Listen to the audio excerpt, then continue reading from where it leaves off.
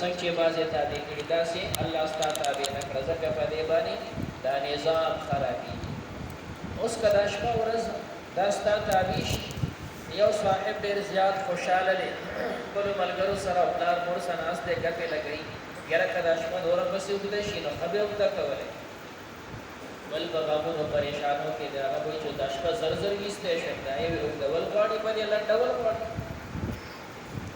دا یو په خپل کور کې پروت دی او غنم جوارې کرلي یاره خو باران ته احتیاج دی نو باران ته بیا امر کوو چې ورېږه. هغه بل چې کوم دی په سفر روان دی غاړه غوټې غاړې ته اچېلې ده هغه وایي نه ګوره باران ونه ورېږي. یو په سفر روان دی ګرمي کېږي دوه مه راخېږه هغه بل وایي زما د فصل ضرورت دی. او د خلکو طبایع او آرا مختلف دي نو د دې نه به نیزه او شرونه پیدا کېدل. د الله دغه مخلوق ستا په خدمت کې ولګول مسخر یې کړل خو لیکن داسې ستا په لاس کې در نه کړه چې دې کوم خوا بوځي هغه شانې بوځي ځکه چې بیا به دا نظام ګډوډ شي. الله اسمان او د ځمکې مخلوق د بنده تابع کړه واسبغ علیکم وپوره کړه په تاسو باندې نعمه خپل نعمتونه ظاهرة وباطنة ښکاره او پټ. الله خپل نعمتونه ښکاره او پټ په تاسو پوره کړه. څومره یې پوره کړه؟ وإن تعدوا نعمة الله لا تحصوها. که تاسو د الله نعمتونه صرف شمېرئ چې روې شمېرم نو الله وایي شمېر کې نشئ راوستی شمېرلی نشئ دومره الله په تاسو نعمتونه کړي. او دغه نعمتونه الله وایي ظاهرة ظاهره جسم کې اوم دی او ظاهري چې کوم دی دیني نعمتونه اوم جسم دی نو الله ظاهر تعالی سونه خپلې صورت درکړې همدارنګې الله تعالی سونه خپلې اندامونه درکړي په یو لاس باندې په یو ګوته باندې په یو نوک باندې په دې سوچ کې الله څنګه اټومیټک په دې کې سپېرنګان لګولي. همدارنګې ظاهري الله تعالی حواس درکړه دا غوږونه سونه پیداناک څیز دی دا ژبه سونه پیداناک او دا سترګې سونه پیداناک دي. دا ظاهري نعمتونه دي چې الله پر انسان باندې کړي دي او بل مخلوق کې داسې نعمتونه نشته. همدارنګې ظاهري نعمتونه روحاني لحاظ باندې هم ظاهر الله تاسو ته پیغمبر راولېږه ظاهر بیا ښکاره دی د الله نعمت دی پیغمبر راتګ دا د الله نعمت دی. قرآن الله راولېږه دا د الله نعمت دی. او بیا چې الله چاته د ایمان نصیبه چې کوم دی وکړه او ایمان ورته نصیب شو دا د الله ښکاره نعمت دی په دې بنده باندې. ظاهره ظاهر نعمتونه الله په تاسو پوره دارنګې وباطنه باطن نعمتونه بدني هم ویلی شي او دیني هم ویلی شي. باطني د انسان بدني نعمتونه الله پتا کې عقل واچو په دې عقل انسان څومره کارونه کوي. دنیا کې داسې څیزونه انسان د عقل په تقاضا موجود کی چې نور خلک ورته حیران دي چې دا څنګه د موجود کړی دی. یو یو څیز د مصنوعاتو کې سوچ کوه عقل دی انسان ته الله ورکړی د دپاره فکر وکړو د ښه او د بد دی سوچ کوي. دارنګې انسان ادراک کوي د معنا او کومه معنا چې انسان حاصل کړي نو هغه باطن کې ځان سره ساتي. انسان یو صورت د چا نه کینچ کړي هغه صورت بیا ځان سره ساتي. د منطقیانو په اصطلاح باندې دې ته حواس باطنه وي. الله انسان کې دا طاقت ایښی دی چې تا ته وکتل نو ستا پوټی واغېستو هغې ځان سره وساتو. که تا سره دې د ساتلو ذریعه نه وي نو تا به دا انسان بیا څنګه پېژنې. دا پوټو تا سره محفوظ دی نو چې تو سبا هغه ته ګورې ښه دا هغه فلانی کس دی. په همدې باندې انسان د خپل او د پردي او د ښو او د بدو تمیز کوي. که بالفرض انسان دا تصویر د هغه نه شوې راغستلی او ځان سې محفوظ کوی نه شوې نو بیا به د انسان که پلار او ورور او خپل او پردی څه به بیا به د انسان خپل او بل څنګه پېژنده. ستا باطن کې دا کمال دی چې د هغه تصویر والي. ورسره یو بل قوت الله ایښی دی هغه ته واهمه وي هغه د دې نه معنا راواخلي. په سترګو نه ښکاري. مثال دا سړی د چا دوست و د چا بچی و د چا ورور و د چا سیسه رشته وه داسې معنی هغه راواغستې. دا صورت هم ځان سره محفوظ کړي او دا معنا هم ځان سره محفوظ کړي. دا کسب یې جدا دی محفوظ کول یې جدا دی. بیا واپس دا یو بل سره ټچ کول زمانه پس د هغه سره میلاو شي نو سوچ کې دا ما چاته کتلی دي. اوس دا ته چې سوچ کې چې دا سړی ما چرته کتلی نو دې ته قوت متصرفه وایي. دا متصرفه هر صورت راخلي او ستا سره چې کومه معنا ده هغه معنا د صورت مخامخ کوي. ایا دا هغه پلان کې سړی دی رنګې دا معنا دی یو صورت ستا هغه معنا ته مخامخ کوي. دا قوت متصرفه ډایرکټ چلیږي لګي. اخر هغه تصویر چې کومې تا سره ملاقات کې شوی او د کې چړو هغه تصویر راولي تا خو هغه سړی چې موږ سره یو ځای چیس کړی و هغه د چې معنا راغی ته کې صورت مخې ته راوړي او بالکل وس نو پیژندل هغه دا د انسان باطن کې دا حواس الله یې کړی ایسه مشترک وته وي واهمه وته وي حافظه وته وي مدرکه وته وي او متصرفه وته وي دا سيزونه چې کوم دي باطن کې د انسان قوت دی. همدارنګه د انسان باطن کې چې څنګه الله دا جسمانی نعمتونه کړي روحاني نعمتونه کړي انسان چې کوم د اعمالو کې کوشش کی باطن صفا کی الله پړه کې دا چې د خیر خبرې اچي هغه ته الهامات وي. باطنی نعمتونه الله کړي دي. هم تاسو الله داسې شریعت را کو چې هغه آسان دی انسان د وسدان دي د ګران خبرې پکې نشته.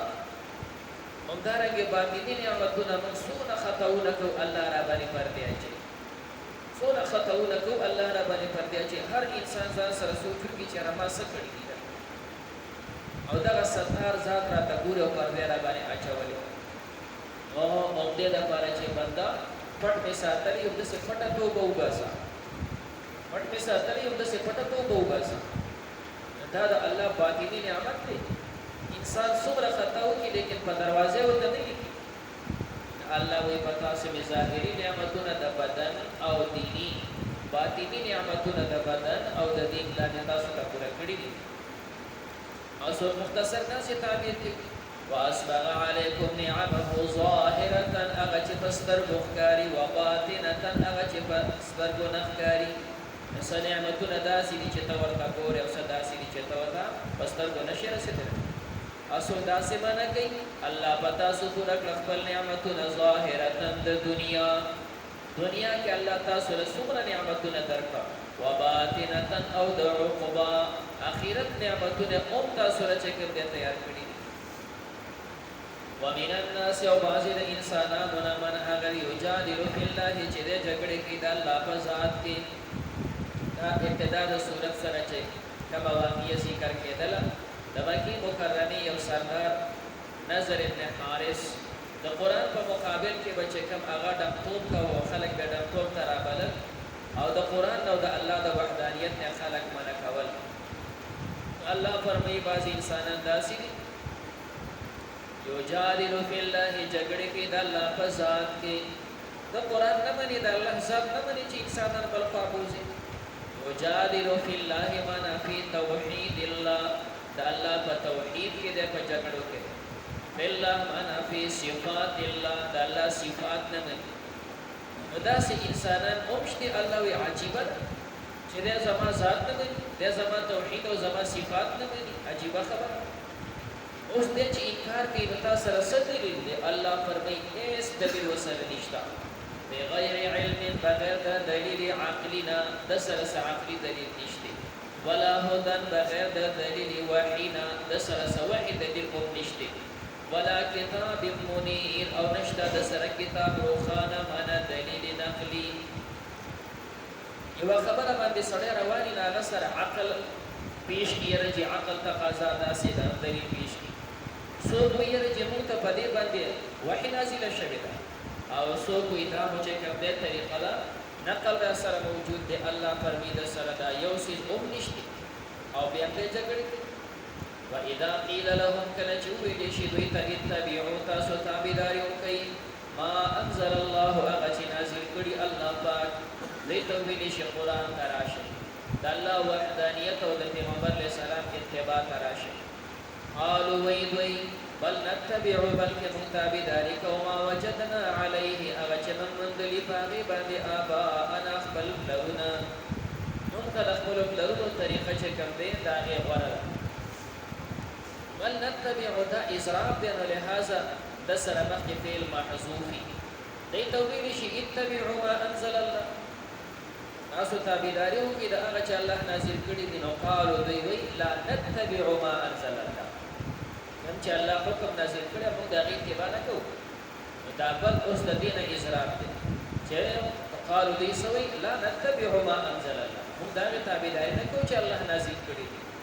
بل نتبع، بلکې موږ تابعداري کوو ما وجدنا علیه آباءنا، هغه چې موږ موندلي په هغې باندې خپل پلرونه. لہذا هر هغه انسان چې قرآن یو حکم دی، د شریعت او د حدیث مبارکه حکم دی، او د هغې په مقابل کې د خپل رواج پسې روان دی، د هغې په مقابل کې د پلار او د نیکه یا د بل په دستور پسې روان دی، د هغې په شان کې دا وعید. خو دا د هغه چا په شان کې وعید نه دی چې کوم مثال مسلمانان د علماو خبره مني، د علماو تقلید کوي. دنیا کې داسې هېڅوک هم نشته چې هغه د چا تقلید نه کوي، هر سړی تقلید کوي، خو څوک یې مني او څوک یې نه مني. مثال مې هغوی دا ائمه حضرات دي، هغوی دا شریعت په رڼا کې د فقه مسایل راایستي، موږ یې منو. هغه حضرات چې هغوی ځان ته غیر مقلدین وایي، دا چې تقلید نه کوي، ده نه تپوس وکړي ته به چې کوم دی دا مونځ مسلې ته دا مونځ به له چا نه زده کړې، مثلا ته پیدا شي له چا نه به تپوس کوي. لازمي خبر ده چې د عالم نه به تپوس کوي او د هغه تقلید به کوي، د هغه پسې روان وي. نه چې د پنځلسمې صدۍ کوجابودین چې په ټکي نه پوهېږي د هغې خبره مني، او هغه چې د خیر القرون مجتهدین فقها علما دي چې د ښایسته زمانې لوی محدثین او علما دي، دا امت په هغوی اتفاق کړی د هغه خبره نه مني،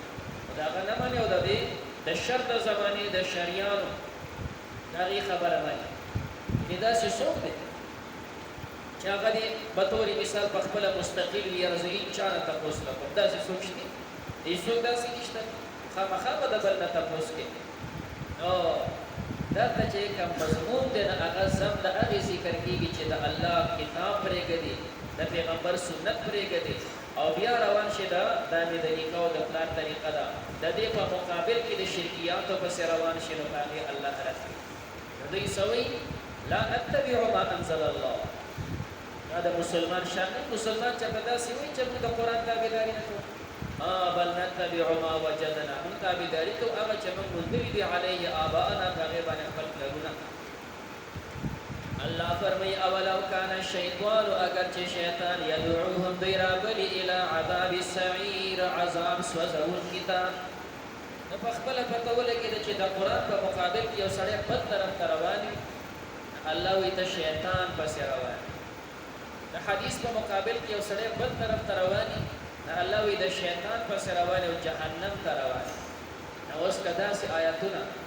ځینې بېوقوف هغه راولي او مقلدین او یا په مجتهدینو باندې دا تطبیق کړي، نو څه دي خیال دی؟ ولې دا علما مجتهدین دا دومره محدثین دي، دا غوټ ویني چې شیطان پسې روان دي. نو چې دا د شیطان پسې روان شو، نو دا ووایه چې د پیغمبر علیه السلام پسې څوک روان دي. یو مقلد تاسو ته حوالې درکولې چې مفسرین ګوري تمام مقلدین دي، محدثین ګوري تمام مقلدین دي، او یا داسې محدث دی چې هغه د چا مقلد نه دی، په خپله مجتهد دی، په داسې مرتبه کې دی چې په خپله مجتهد دی. حوالې مې درکولې چې مثال په طور کتلی شي، امام ترمذي دی لوی محدث دی چې اخري د هغې احادیث پړاولی شي چې کوم دی، او بیا سند د فراغت د احادیث ورکړو. دومره غټ محدث لږ شافعي. ابو داود چې کوم دی د احادیث المعتمد کتاب کلک حنبلي.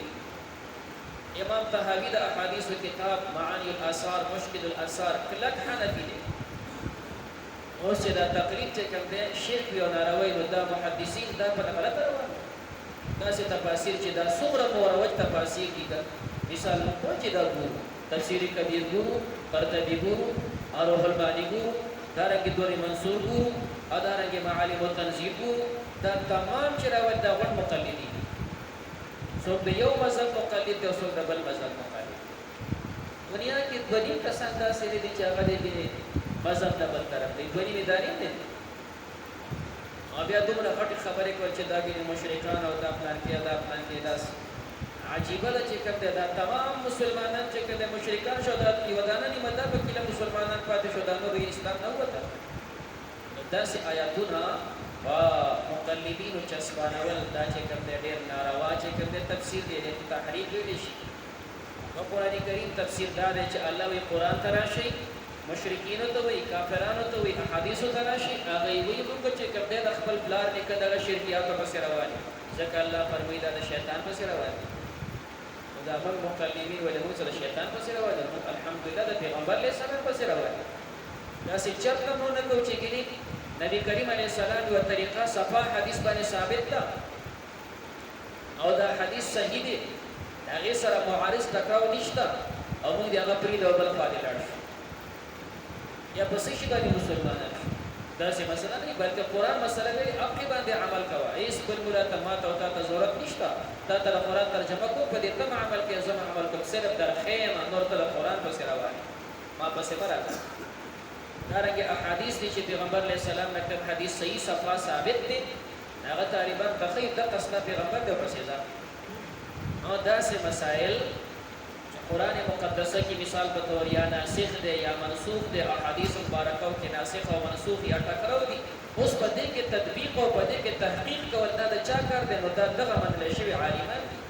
دا وایي کار هغه ته به د احادیث زدم دي بیانو هغه ته به حیثیت معلوم دي بیا دا تمام بیان کولی شي متوري مثال تاسو د کوی د لپاره مثال مکه مکرمه کې امام اعظم ابو حنیفه رحمه الله دار حناتین ورتویل په دې روان یو بل عالم مخه تراغ امام اوزاعی رحمه الله امام اوزاعی رحمه الله ته تاسو کې تاسو د کوفی والا عراقیان چې کوم کوفه دا تمام د سې دې راکول دي نه کوي تمام عراق کې چاره کول دي نه کوي دا چې څونه صحابه راغلي یو نیم زر صحابه صرف کوفه ته راغلي او چاره کول دي نه کوي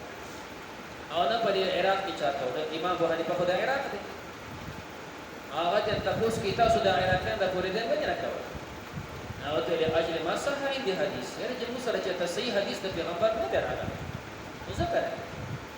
امام اوزاعی ورته څنګه دراغله د پټکبانی حدیث شروع قال حدثنا سالم قال حدثنا عبد الله بن عمر عن النبي صلى الله عليه وسلم سالم سے مطلب ہے زہری بات ہے زہری کا سالم سالم کا عبد الله بن عمر بھی دی اور پیغمبر علیہ السلام کا بولے دین پڑھی امام ابو حنیفہ رحمہ اللہ تعالی قال حدثنا حماد عن علقمه حماد زما استاد ما ته ویل هغه علقمه ویل دي او هغه د ابراهیم نخعی هغه د عبد الله ابن عبد الله ابن مسعود سے نقل کی چې نبی علیہ السلام دا سنا د تکبیر تحریمین علی ول ذکر دي پورته کړ ینه اوس دا په حدیث هغه حدیث باندې کوی ده هغه ورته وی زمو د پیغمبر علیہ السلام په مېس کې ری واسطې دي او امام صاحب ستو د پیغمبر علیہ السلام په مېس کې څلور واسطې دي نو زمو حدیث مضبوط دی امام صاحب ورته وی ستا استادان چې کوم دغه دونه مولیان نه دي او زما استادان هغه کلک عالمان هر یو به تاسو کې زما استاد نبی عالم دی دغه استاد دغه نبی عالم دی دغه نبی عالم دی او بیا اخیری صحابه ستا حدیث د عبد الله ابن عمر څخه نقل دی او زما حدیث د عبد الله بن مسعود نقل دی عبد الله بن مسعود چې کله هغه سره دی چې د پیغمبر علیه السلام د اول تر اخره پورې ملازم صحابي دی اکابرو کې دی عبد الله بن عمر کې کشرانو کې اکشرانو کې دی عبد الله بن عمر سے حدیث ابو داود کې موجود دی وای چې کله با اقامت شروع شو نو په داسه تر پاسې عجیب چې تا او دسته را پاسې اقامت شو د به حسن تحریم لاره دا څنګه مونږ کو نو البته دغه تعبیر کې چې عبد الله بن عمر سے ماشوم دی یک کشر دی نو په دغه وخت کې راځي اخر سب ته ولاړ او عبد الله بن مسعود سے قابل کې دغه پیغمبر علیه السلام پسې متصل ولاړ اما شرانو کې نو بهر کې حدیث باندې عمل وی دا سي مسائل کې اوس دا حدیث کم یو مضبوط دی نه بیا مضبوط یو تطبیق دا د مجتهدین او فقهاو کار دا سي مسائل نه چې ګینه مولا د ځان خبره کړي او موږ د مولا په سره وایو ځکه د ځان خبره کوم ما په سره راځه ما په سره قطعا مرزه بلکې تا ته د قران خین تا ته حدیث کې یا مسله چې د قران حدیث نه راوځي اق په سره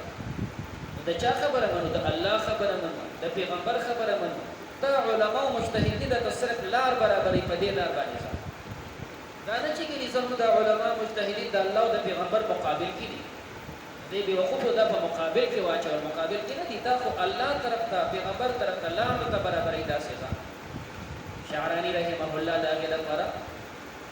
یو مثال ذکر کړي وی داخله چې دې مذهبونو په سر روان دي نو دا یو عظیم نهر دی دا هغه نهر نه چې کله دا چینی را رواني څوک په دې چینه پسې روان دی څوک دغه چینې پسې خو مقصود هغه یو عظیم نهر دی چې پیغمبر ته ځان رسول هغه ته ځان رسول او دا څه اوسانه ناشنا خبرې نه کوي امام مالک رحمه الله مدینه منوره کې دی د مسلمانانو امیر راغی ورته وی ته زما سره ورشه او دا کوم حدیث چې ته پڑھاوې دا راجمه کا زبدا غون مسلمانان په دغه راجمه کوم چې صرف دا به منی بل بنه امام مالک صاحب ورته وینا څه مکو د پیغمبر علیه السلام صحابه چې کوم ته تللی د خلکو ته کومه طریقه خو ولې دا حق ټیک بس چې کوم طرف ته کوم صحابي تللی او هغه ته د پیغمبر طریقه خو ولې دا او خلک هغه په سر روان دي چې حق ټیک حضرت عمر رضی الله تعالی عنه کوفه دا د مسلمانانو چوڑے مقرر دی یو نیم سر صحابه راولې کړ په دې کې بلا بدرین دي او عبد الله مسعود سے چې کوم داغي مشر راولې په تمامه کوفه کې چاره پوری دی نه کاوه اته وای دا یو نیم سر صحابه ورته غلطه دا د بدر والا ورته غلطه نو عراق کې چرته چاره پوری دی نه مطلب دا دی چې داسې مجتهدین او داسې علما او توحید سپکواله دا نامناسبه خبره ده دا علما ډېر خدمتونه کړي دا محدثین دي مفسرین دي دا مذهب ولا خلک دي الله فرمای اولو کان الشیطان يدعوهم اگر چې شیطان دوی راغلي الى عذاب السعير عذاب سوزون کتاب علم تروا آیات سن ګوري ان الله بشک الله پاک سخر لكم تابع کړه تاسو د لپاره ما فی السماوات هغه مخلوقات چې اسمانونو کې دي وما فی الارض هغه چې په زمکو کې دي واسبغ علیکم پورا کړی دي پتا سو باندې نعمه خپل نعمتونه ظاهرة ښکار و باطنة او پټ ومن الناس او بعض د انسانانو من هغه یجادل فی الله چې د جګړې کې د الله په توحید کې بغیر علم بغیر د علمنا ولا هدى بغیر د هدایتنا ولا کتاب منیر او بغیر د کتاب روخاننا وإذا قيل لهم كلجوه لشدوي تتبعوا تاسو تابداري وكي ما أنزل الله أغش نازل كري الله پاک وقالوا ويضي بل نتبع بل كمن تابداري كو ما وجدنا عليه أغش من نندل فاغبان آباءنا اخبل لرنا أولو كان الشيطان أغش الشيطان يدعوهم ضرابل إلى عذاب السعير عذاب سوزون كتاب